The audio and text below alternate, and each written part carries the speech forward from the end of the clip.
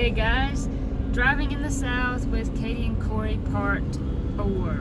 So this is going to be kind of a few southern sayings that we use some or we hear a lot where we live. So do you want to go first or do you want me to go first? I'll go first. So something I say a lot if my mother does not want me to do something, or if I know somebody doesn't like something or they don't want me to do something, I would say something like, we cannot do that. Mom's gonna have a fit.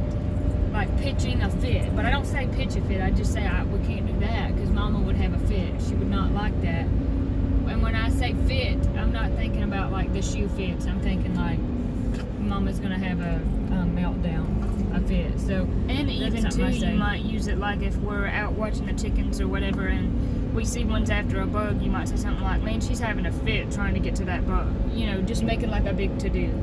Yeah, making a big to-do. Okay, so one of the most famous ones, honestly, would be, how's your mom and them? So I want to talk about that. That's something I found myself often saying. Sometimes I'll say, how's your mom and them? But mostly it's just, like, I can't, if I see someone I know, I can't, even people that I know well, that I see all the time, I feel like it's really rude to just ask how they are. And I think that's partly a southern thing is, you know, because in the South there's a lot of strong familial ties, and you know, here in Appalachia, and at least our part of the South in Appalachia, and I don't feel like I can just say, how are you? I might say, how's your folks? I say that a lot, or how's your mom, or how's your grandma, or how's your brother and sister, you know, so that's a really common thing. You know, it's like kind of a joke, how's your mom and them, but it's actually pretty common. I find myself using it all the time. So what about you, Katie? What's your next one? Let's see here. So sometimes if I'm gonna go somewhere, if I have something to do somewhere I'm gonna go, instead of saying I'm about to leave, I'm gonna get my stuff, I'm gonna get in the car, I'm always saying I'm fixing to go. I'm fixing to go here, I'm fixing to do that, or I'm fixing to tan your hide if you don't cut it out. That's what I used to tell the kids when I worked in. No, I never told any children that. You can't say stuff like that to children now. But I got told that. You're fixing to get your hide tanned if you don't cut it out. You know, when I was a kid. So I say that. And then sometimes I'll even, let's see, there was another one that I was thinking of. I think it's blank to me. I'm trying to focus on driving so that I don't wreck and kill us. Yeah, that's mostly, I mean, oh, yes. And then sometimes I will say, like, if I'm kind of looking at how something measures up, I'll say, you know what? That just ain't no account. That doesn't have any account, you know? Like, that's not worth anything, so I use that word account, like, that just ain't no account. Meaning, it's not worth anything. That's sorry, that's not wasn't a good pair of shoes. That's not a good tractor. That's not a good hoe. That's what we said last weekend. You can't buy a decent tool to garden with. The hoes that you buy now, the handles will just pop off, and I said this hoe ain't no count. It just ain't worth nothing. It just ain't worth nothing because it's cheap and they don't make good tools no more. So I think that's one I use a lot. Yeah, I definitely use that a lot. One other thing that I use every once in a while, but I hear my dad use this a lot, is the word like teeming millions, or maybe you're going to say teeming thousands, but a good example of that would be like, okay, I go to Walmart and there's so many people there, and so maybe I come home and I'm telling my parents there was teeming hundreds, teeming millions of people there, and everybody was in my way, which is, you know, everybody who's been to Walmart knows that's pretty true.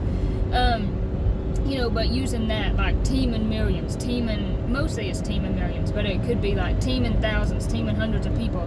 I'm not really sure where that one comes from. It's just something we use, something I've heard used all my life. What else? Seems like we had one or two more thought of. It's so funny that it's vocabulary I use every day, but but when I'm asked to really think about it, I can't think about it, but I say this stuff every day. And it is something, I mean, you know, and each culture has their own kind of way of doing things like that. And when we went north a year or two ago, well, we went north twice, kind of back to back, and it was really interesting because everybody up north were like, oh my gosh, you guys, your accents, this is crazy. But of course to us, they had accents. Yeah, and sometimes they didn't know what we were saying, and I'd say, you never heard that before, you don't know what I'm talking about, and then I'd always say, oh, I forgot that's the Appalachian thing. Yeah. You know, or even this, I'd be like, yeah, I had to go to the Ingles, and they ain't no Ingles up north. It's a southern thing. What's the Ingles? And I'm like, it's a grocery store, you know, or the general store, or, you know, just saying grocery store. I have to go to the grocery store without really saying, I'm not sure that's an Appalachian thing as much as it is. That made me think of a really good one. Speaking of, one more. Speaking of grocery stores, this is like a real old-timey term. I've always heard this growing up. Sundries. So I'll be interested to see if anyone knew what sundries was. And that means like your bread, your butter, your milk, your sugar. It just means like your essentials, the main staples. So every once in a while I'll hear Dad say, like if Mom's making the grocery list, I'll hear Dad say, do we need any sundries?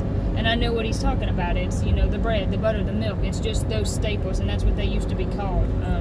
Which is cool. I was in Georgia one time, somewhat close to Atlanta, and I seen a store called Sundries. That was really cool, and the person I was with was like, what is that? They didn't know. So pretty cool.